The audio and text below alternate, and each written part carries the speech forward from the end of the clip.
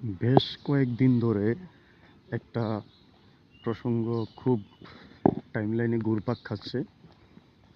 সেটা হচ্ছে আমাদের বাংলাদেশ ক্রিকেটের ক্যাপ্টেন মাশরাফি বিন মুর্তজা একটা করছিল, ব্রিফিং দিছিল এমন যে সে মারা গেলেও যাতে তার লাশটা নড়াইলে না নেওয়া হয়।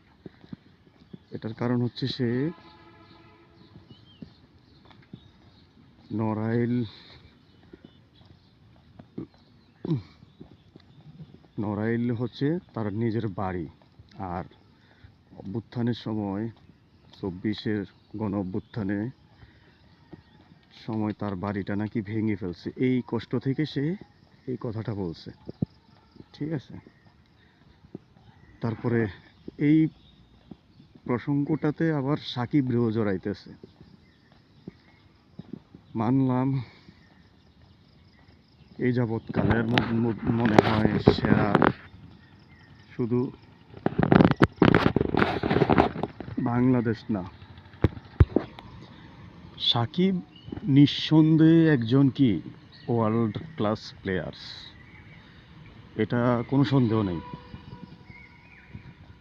সাকিব বেশ কয়েকবার অলরাউন্ডার হিসাবে সারা ওয়ার্ল্ডে, সারা পৃথিবীতে নাম্বার 1 অবস্থান করছিল।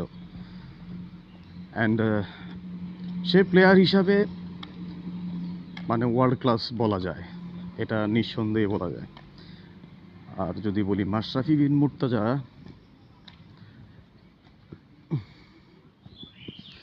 মাশরাফি বিন মুর্তজা হচ্ছে ক্যাপ্টেন হিসাবে বাংলাদেশের সেরা একজন ক্যাপ্টেন ছিল এবং প্লেয়ার হিসাবেও। কিন্তু প্রশ্নটা এখানেই, তারা কি দুইজনেই, যদি বলি, যদি দুইজনের কথাই বলি, তারা দুইজনে মনে করেন ভালো মানুষের রাজনীতি করছিল? তারা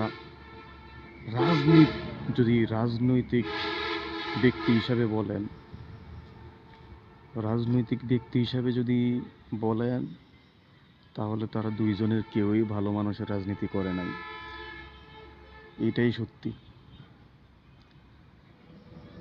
এটা মানে নড়চড় করা যাবে না। ওরা কখনোই